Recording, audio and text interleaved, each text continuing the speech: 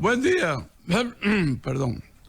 Como decíamos ayer, recordando a Fray Luis de León, el notable teólogo español, el genial escritor, orador catedrático, cuando la Inquisición lo mandó a buscar preso, mientras dictaba una conferencia en la Universidad de Salamanca, esa malvada Inquisición.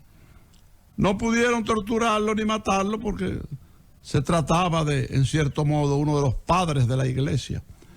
Lo pusieron en libertad y lo primero que hizo fue regresar a la Universidad de Salamanca. Y entonces había programada una conferencia y él comenzó diciendo, como decíamos ayer. Entonces yo, que soy un imitón, digo como decíamos ayer. Ayer recordábamos que hoy se cumple un nuevo aniversario, 76 años de la primera bomba atómica que cayó en una ciudad.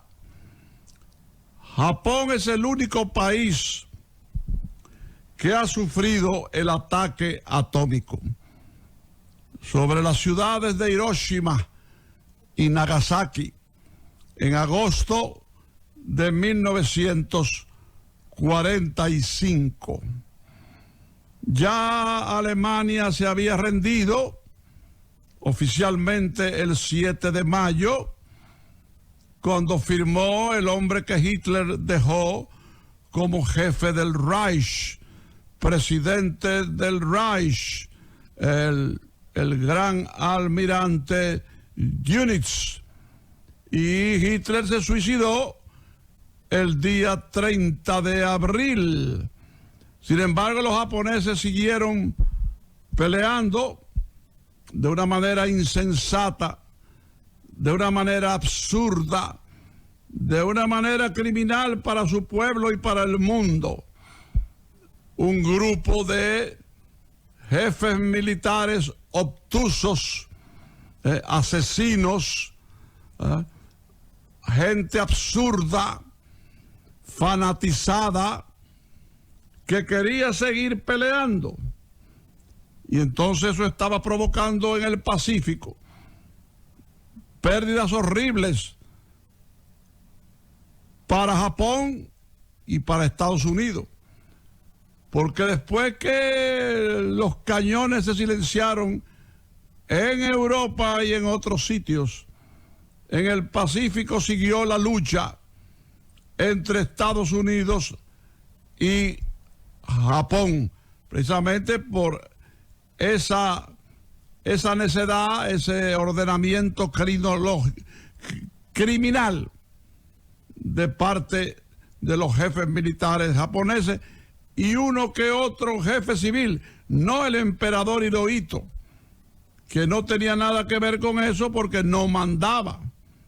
Era una figura decorativa que se le tenía como a un dios. Entonces Estados Unidos venía preparando el armamento atómico a través de un programa llamado el Proyecto Manhattan.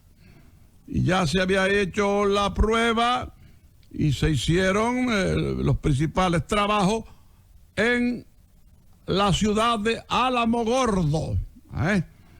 Y entonces el presidente Harry S. Truman dio la orden. Ya había muerto el presidente Franklin Delano Roosevelt el 12 de abril, apenas comenzando su cuarto periodo. Él fue electo y reelecto 4 veces. Después el Congreso legisló en 1952, proviendo más de una reelección. Pero ese no es el tema. El tema es que al morir el presidente Roosevelt, asume el mando el vicepresidente Harry Truman, que había sido un excelente senador. Entonces, el proyecto Manhattan lo dirigió desde el punto de vista científico uno de las figuras más notables que ha dado la humanidad, el doctor John Oppenheimer, que Albert Einstein, el cerebro privilegiado del género humano, llegó a decir que era el más grande físico del siglo XX. Humildad de él, que sí era el más grande físico, matemático, en sentido general, el cerebro más privilegiado del siglo XX y de cualquier siglo. Entonces ya eso estaba listo. El jefe militar era el general Leslie Groves, que además era un científico, era un físico. Entonces, ante la actitud de Japón de no rendirse, Eisenhower da la orden de lanzar la bomba atómica sobre la ciudad de Hiroshima. Repito, un día como hoy, 6 de agosto de 1945, hace 76 años. Sin embargo, a pesar del daño ocasionado por esa bomba, a pesar de los muertos, los heridos, la destrucción en general, la contaminación, todavía hoy hay personas padeciendo los efectos dejados en el cuerpo por la radiación atómica. Entonces, al continuar la guerra, ese grupo de irresponsables de no querer rendirse, vino una segunda bomba atómica. La primera, ya lo dije, un día como hoy, 6 de agosto. La segunda, el 9 de agosto, sobre la ciudad de Nagasaki. Y ya ahí, pues viene la rendición. De principio, alrededor de 400,000 muertos japoneses, ¿verdad? El cálculo que hicieron los especialistas estadounidenses es de que si a la guerra no se le ponía coto, continuaban las hostilidades en el Pacífico, Estados Unidos perdería alrededor de 270,000 jóvenes que iban a morir, sobre todo en la captura y recaptura de las islas que en el Pacífico controlaba Japón. Entonces, ya se decide esto, que algunos dicen que fue consecuencia del ataque a Pearl Harbor. Ustedes saben que Japón, sin declarar la guerra, con altos funcionarios diplomáticos en Washington, tratando de llegar a un acuerdo, porque Estados Unidos había cortado los suministros a Japón, los suministros que llegaban a través del Pacífico, sobre todo el petróleo. Sin declarar la guerra, viene este acto de traición a la principal base naval de Estados Unidos en el Pacífico, en Pearl Harbor, que queda en Hawái.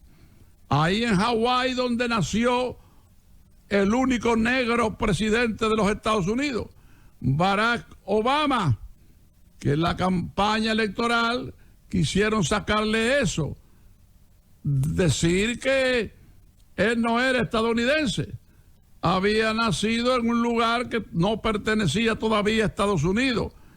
Eso era mentira. Ya Hawái formaba parte de la Unión, formaba parte de los estados federales. Por eso a Hawái le llaman 5-0, o sea, el estado 50, que es el último estado en ingresar a la Unión.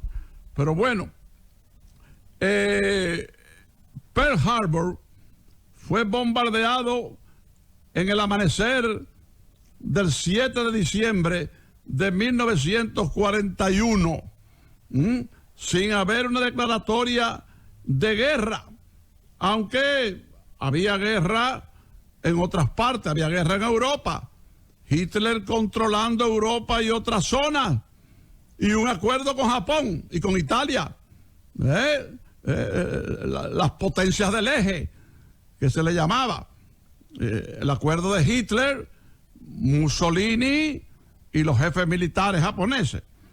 Entonces viene ese domingo 7 de diciembre de 1941 el ataque artero a Pearl Harbor.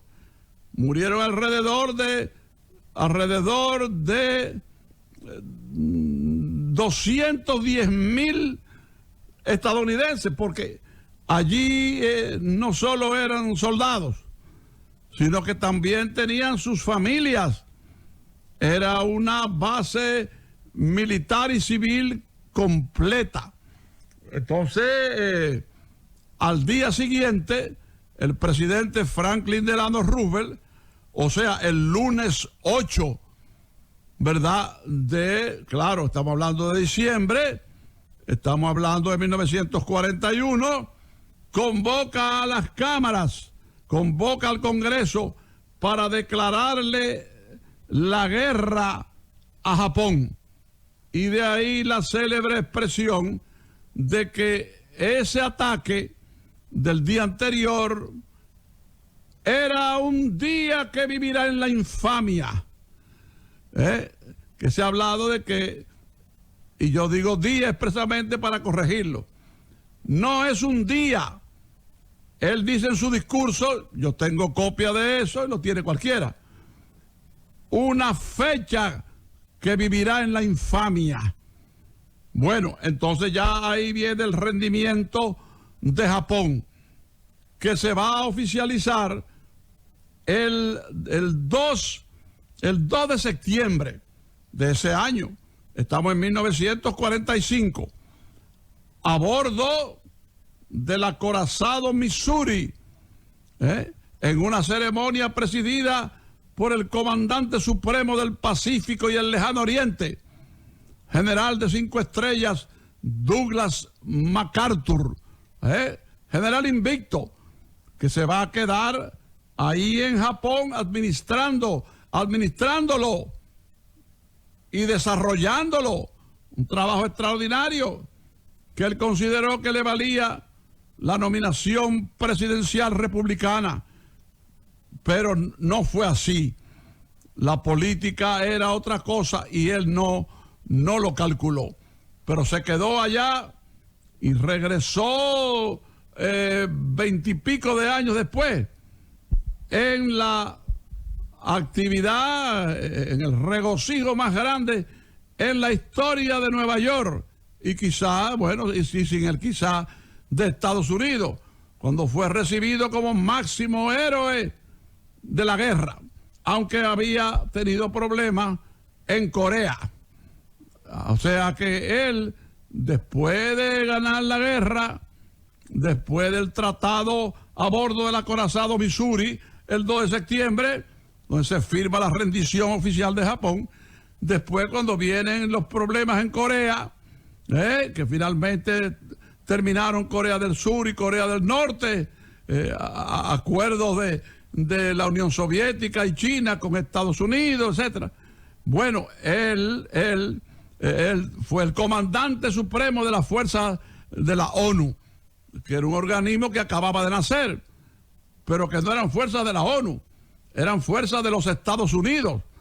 Y él sufrió un fuerte revés, sobre todo después que se acordó la paz a través del Tratado de Panmunjom, y se creó lo que se llama la línea 30 y 37, si mal no recuerdo. Entonces se quedó, regresó Y cuando regresó fue recibido como nunca en la historia un héroe había sido recibido, incluso más grande que el recibimiento del hoy ministro de Agricultura de República Dominicana, Charles Lindbergh. Aunque naturalmente, cuando Lindbergh regresa después de cruzar el Atlántico, ir de Nueva York a París, 36 horas, él solo, ¿verdad? En el espíritu de San Luis, pero eso en 1927. Ya expliqué ayer que incluso vino aquí y nos hizo el honor, aunque después tuvo ciertas simpatías con las que no estaba de acuerdo Estados Unidos. Aunque al estallar la guerra tuvo que meterse en cintura. Pero el caso es que no había tanta gente en 1927 como las hubo cuando este hombre regresa en la década de los años 40. El generalísimo Douglas MacArthur. O sea que entonces, amigos todos y correligionarios nuestros, damas y caballeros, se ha puesto sobre el tapete la polémica de si fue necesaria las bombas, con la fortuna que se había gastado en la preparación del elemento atómico, que Estados Unidos entonces quedaba como una supremacía, quedaba solo porque la Unión de Repúblicas Socialistas Soviéticas, 15 repúblicas, todavía no tenía la bomba, como se le llama, la bomba. Eso es la bomba atómica, pero ya estaba trabajando en eso. Y se habla hasta de traición en ciertos sectores de los Estados Unidos, sobre todo aquellos esposos judíos, los Oppenheimer. Entonces, Estados Unidos se queda con la bomba. Algunos dijeron que debieron tirársela a la Unión Soviética. Un disparate. Ya había terminado la guerra, la Segunda Guerra Mundial, 1939-1945. ¿Qué querían algunos de esos locos viejos? Una tercera guerra mundial. Todavía hoy en el siglo XXI no es posible. Terminaría la humanidad en un holocausto termonuclear, ¿verdad? Imagínense ustedes en esa época. Entonces, para no cansarles el cuento, hace hoy 76 años que se lanzó la primera bomba atómica, la de Hiroshima, el 6 de agosto de 1945. Y ahí caigo en un tema que ahorita pasé por alto, lo dejé, lo comencé y lo dejé. El hecho de que algunos llegaron a decir, bueno, pero era necesario esa bomba atómica. Otros dicen que sí. Yo creo que sí, porque lamentablemente, si no se lanza esa bomba atómica, si no se lanza esa destrucción de parte de la humanidad, esa cosa monstruosa, ¿verdad? Esa bomba diabólica, la guerra hubiera seguido y hubiera habido más muertos, pero mucho más que los muertos ocasionados por las bombas ya de Hiroshima y Nagasaki, 6 y 9 de agosto de 1945. Pero la polémica continuó, pero después se disipó y los que opinaban en contra de haber usado las bombas llegaron a la conclusión de que las cosas hubieran resultado peor. Entonces, imitando a Fray Luis de León, como decíamos ayer, hoy yo hablaría algo de este hecho histórico. La primera bomba atómica, la lanzada sobre la ciudad de Hiroshima. Japón, que es el único país que ha recibido el ataque atómico, es hoy una de las grandes potencias del mundo y en algunos aspectos, sobre todo tecnológicos, es quizá número 1 en el mundo. O sea, fíjense cómo Japón, destruido por la guerra, involucrado en la guerra, en la Segunda Guerra Mundial, todos los daños que eso representó. Después, entonces, las bombas atómicas, y sin embargo, ese país se repuso. Su gente es grande, extraordinaria. Hay que creer en eso. Gente superior. ¿Por qué? Bueno, ya eso es más complicado. José Ramón López, el gran escritor y sociólogo dominicano, dice que es un problema de alimentación. En su libro de la civilización y la alimentación, etcétera. El caso es que Alemania queda destruida, no solo con 10 millones de muertos, sino la mayoría de sus ciudades devastadas. Y sin embargo, hoy Alemania es el líder de todo un continente, nada más y nada menos que el continente europeo, con una mujer que es llamada la tesorera de Europa. Entonces, ahí está este aniversario luctuoso, histórico, como ninguno. La primera bomba atómica, señores, Hiroshima, 6 de agosto de 1945. ¿Se imaginan ustedes viviendo en Japón cuando cayeron las bombas atómicas sobre ese país? Lo que eso significó, una cosa verdaderamente desastrosa. Ahí está la parte histórica, ahí está el hecho, ahí está el proyecto Manhattan, ahí está Oppenheimer, ahí está Truman, ahí están los jefes militares estadounidenses, ahí está en cierto modo el desquite de lo que había pasado en Pearl Harbor, etcétera, etcétera. Pero no le voy a dar más largas a esto.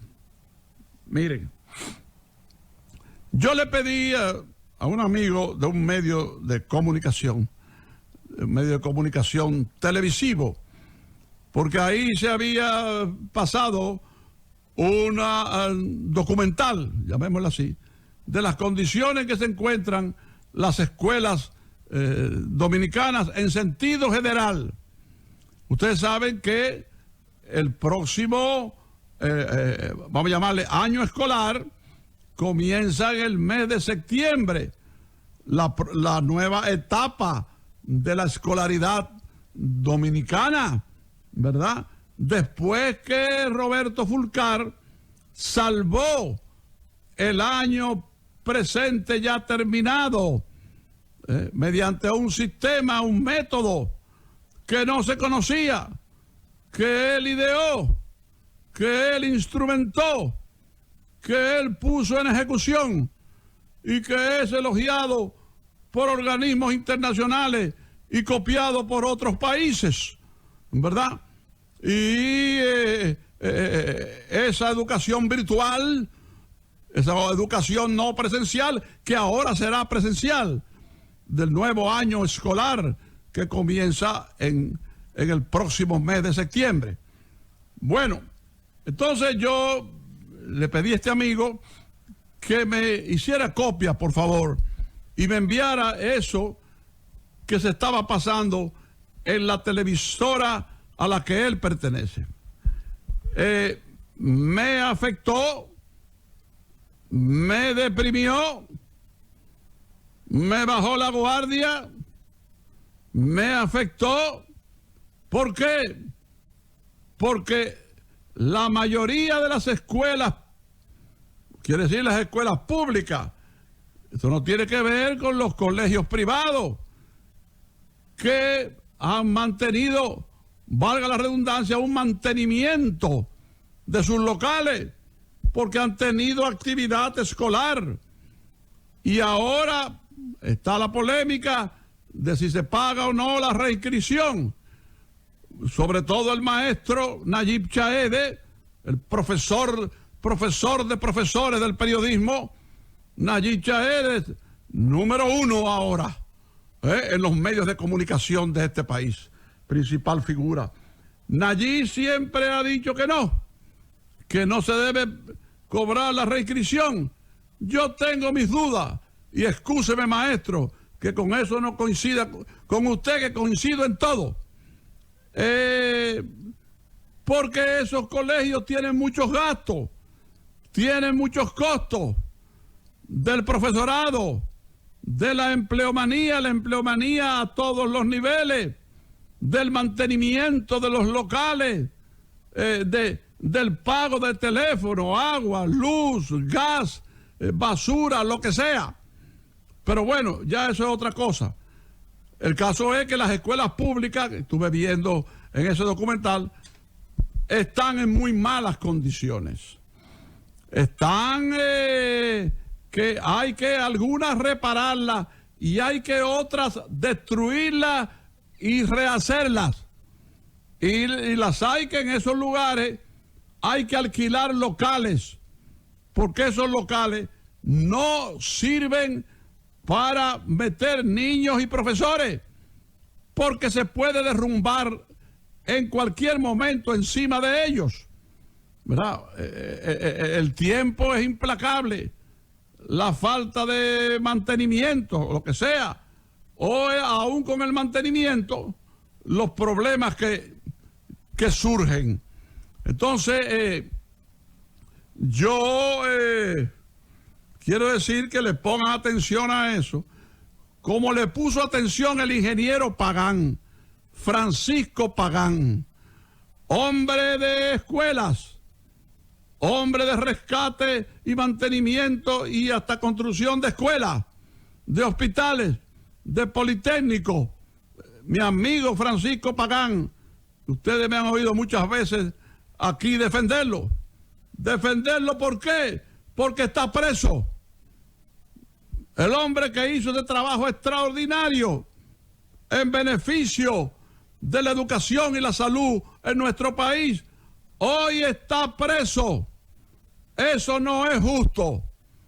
Sed justos lo primero si queréis ser felices, dijo Duarte. Pero bueno, el caso es que esas escuelas están en muy malas condiciones.